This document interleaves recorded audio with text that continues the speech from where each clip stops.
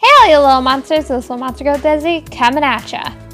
And recently on my Instagram account I managed to make it to 10,000 people who are following me. I wanted to do something special for it, and since plenty of people also wanted to see what me and my sister's personas looked in the has-been world, I decided to fuse the two videos. Since I didn't think that the whole cross this and that with our personas would be very long, since there isn't a huge difference between the monsters designs we use now and the monster designs that end up in the video. So today I'm going to do a small Q&A and then I'll show you guys the designs I made. I also ended up liking the designs that I made so much and the colors that I used that I decided to make a Redbubble sticker using them. And I'll leave a link down in the description for it if you're interested. I also made another picture that I thought about adding to the Speedpaint, but since I won't really be talking about it, I decided that it would make the video too long. So I'll just make it a video all its own later. With all that said, let's get started.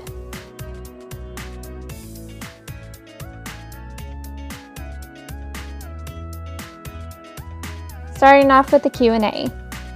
I don't know if I ask it on here, but what gave you the idea for your OCs? Dear Fellow Traveler and Ed's World Next Gen. And actually quite a few things went into both my Dear Fellow Traveler OCs as well as my Next Generation kids. For Ed's World Next Generations, I had to think of different things for the kids. Both family situations and the way the parents are often go into how the kid's personality develops. So I couldn't really throw just about anything in.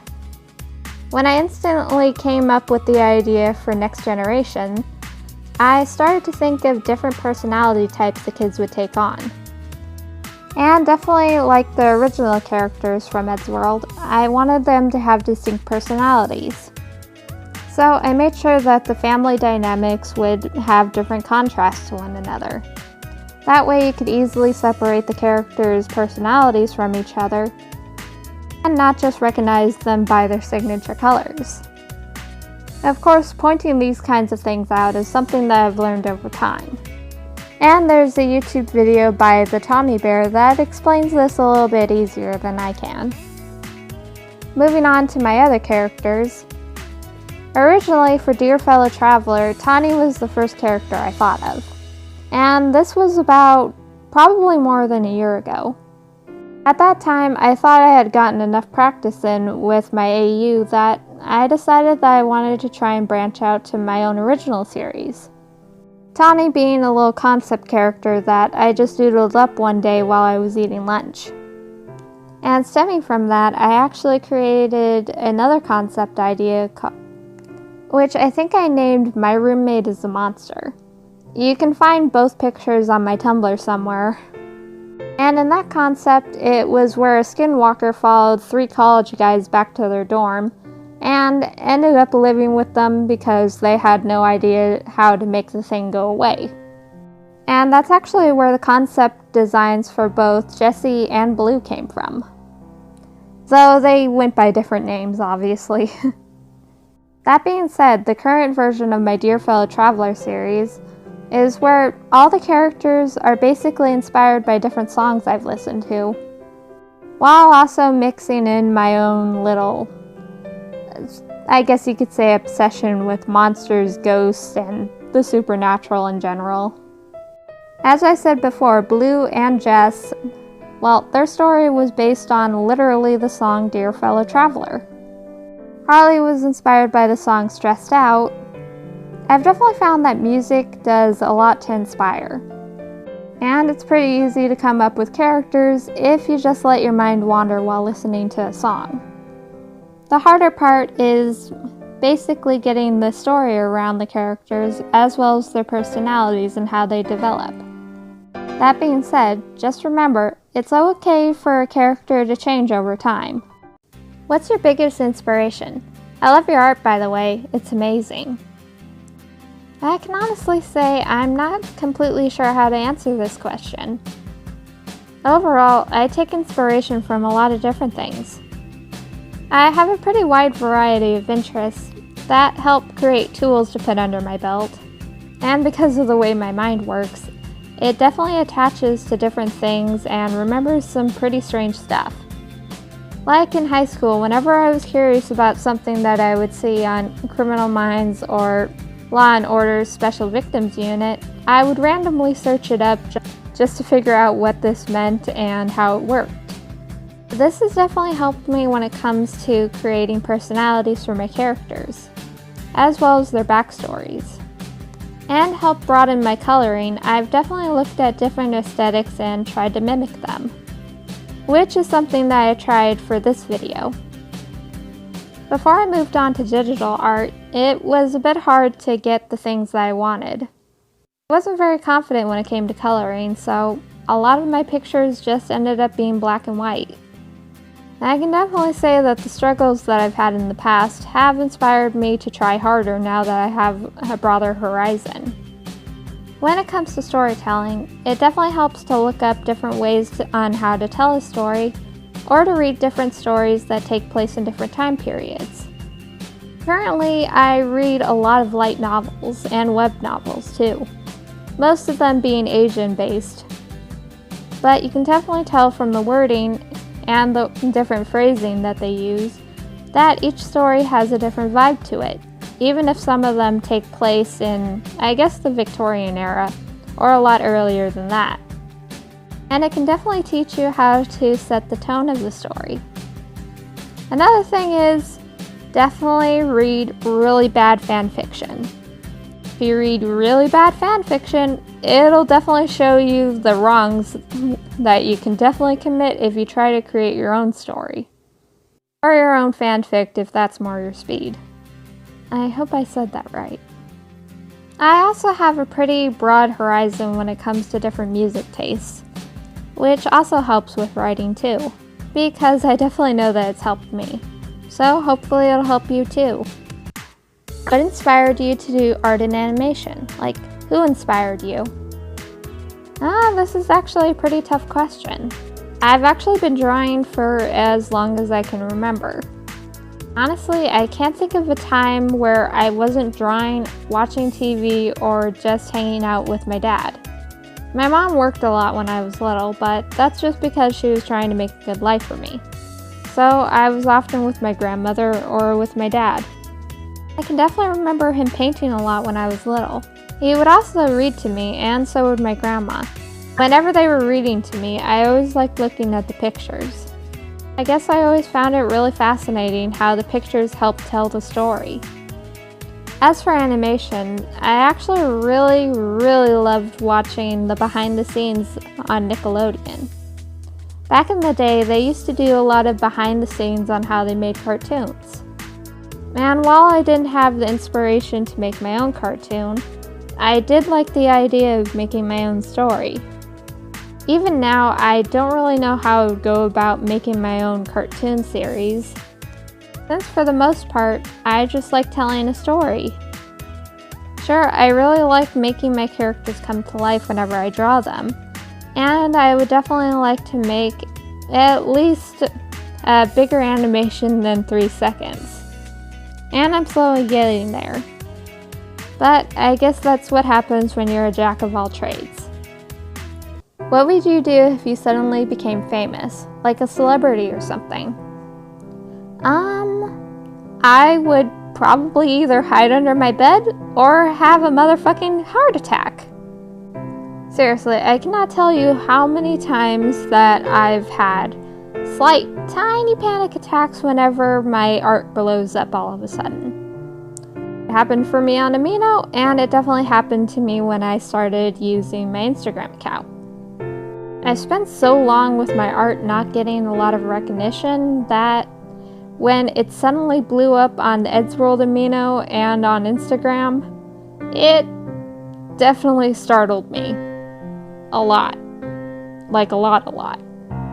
Not to say that I wasn't happy after it all sunk in, but If I suddenly became a famous YouTuber, famous artist, or famous anything, like overnight one night, I would probably have a very big panic attack.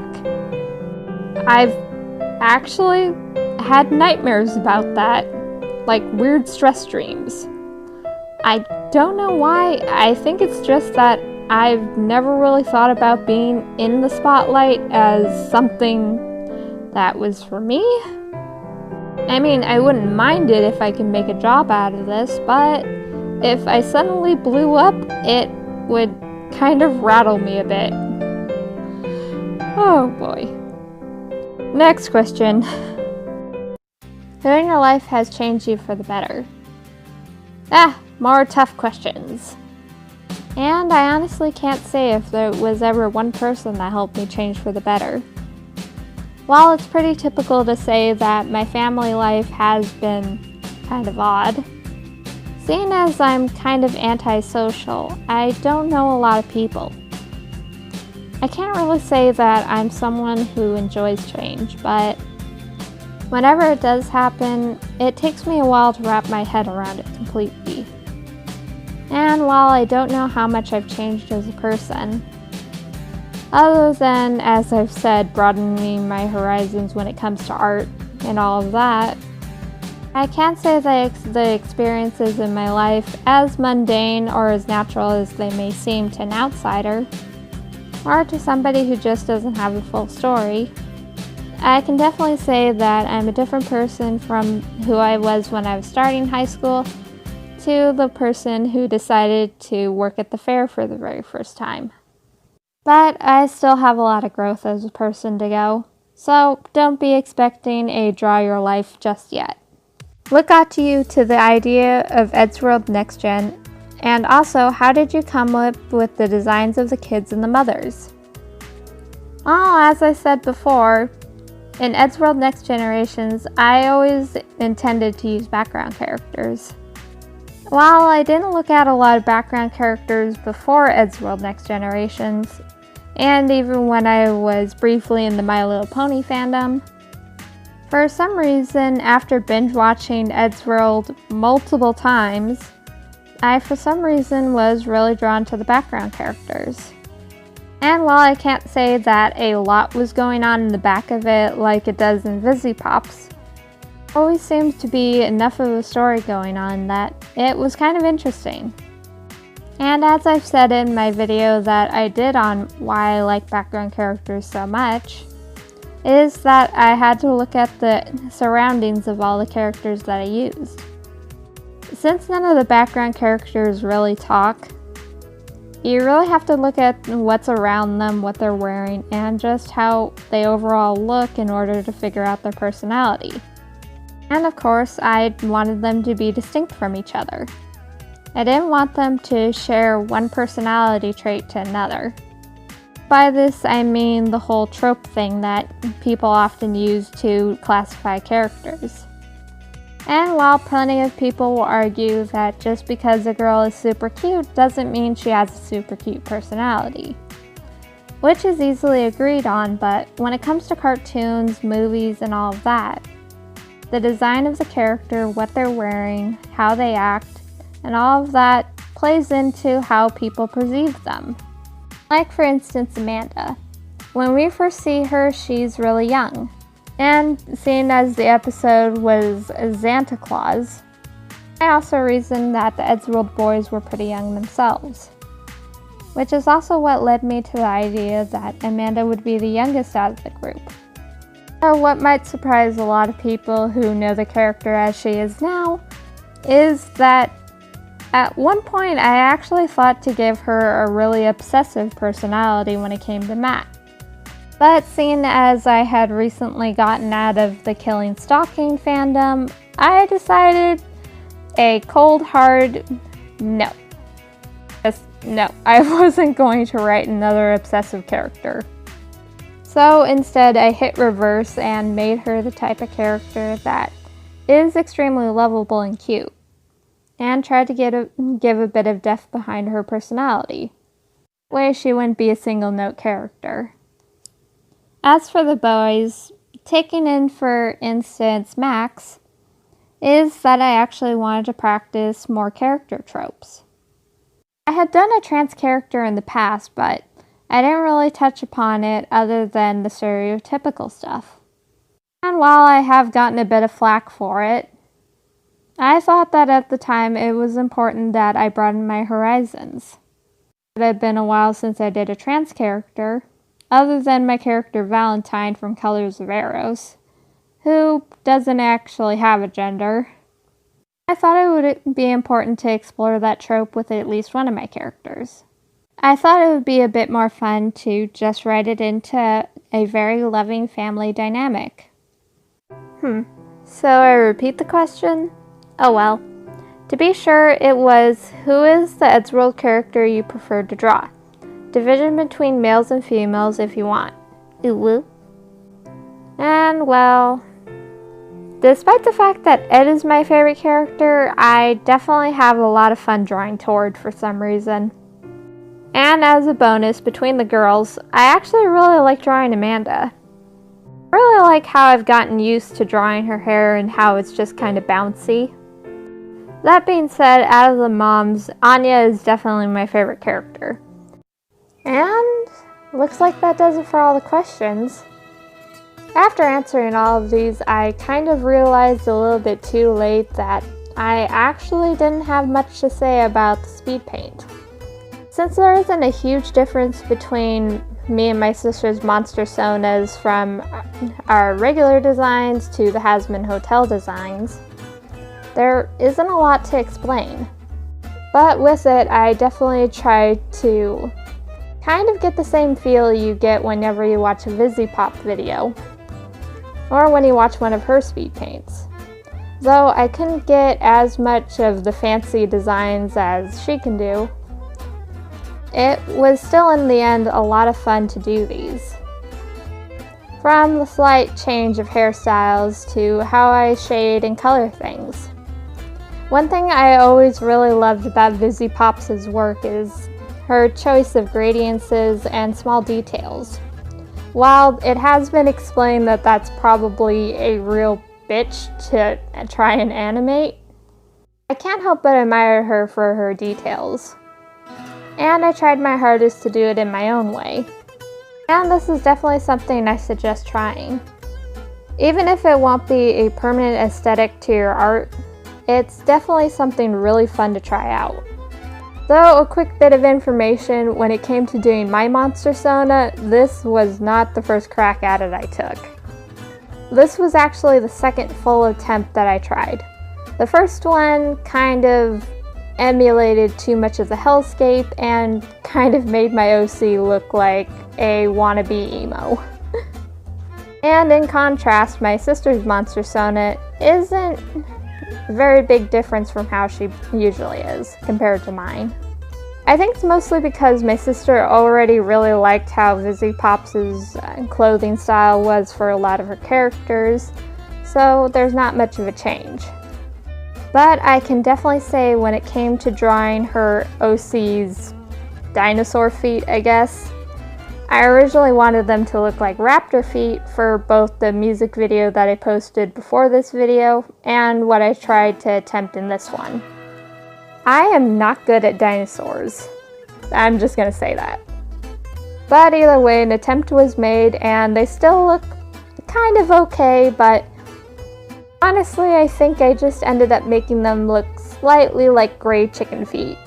Overall, it just looks like this video ended up being a huge ramble, and it's pretty obvious to tell that I don't script my videos, which is definitely something I should do. But that being said, this is just kind of a small add-on. But now that I've had a bit of my ramble and answered the questions, I'd like to thank everybody who's followed me on Instagram. It honestly still blows my mind that I've made it to 10,000 in, well, anything.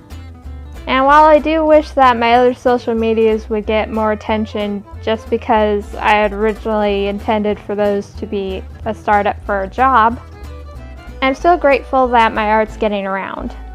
I know I'm definitely fortunate that I've gotten as many followers as I've had, and while I'm nowhere near famous, I definitely feel like this is a step closer to making it so that doing art will be my living.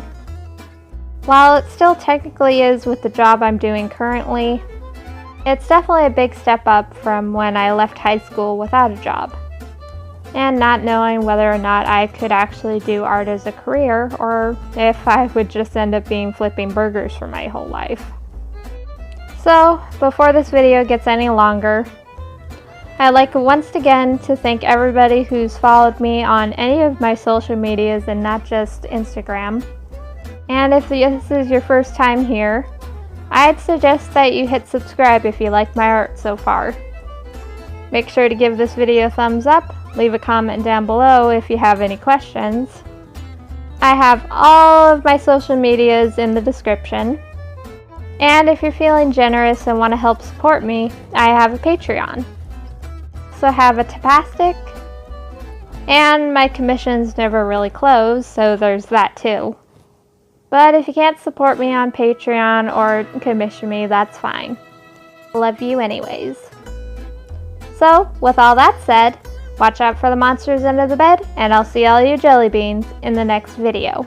Bye!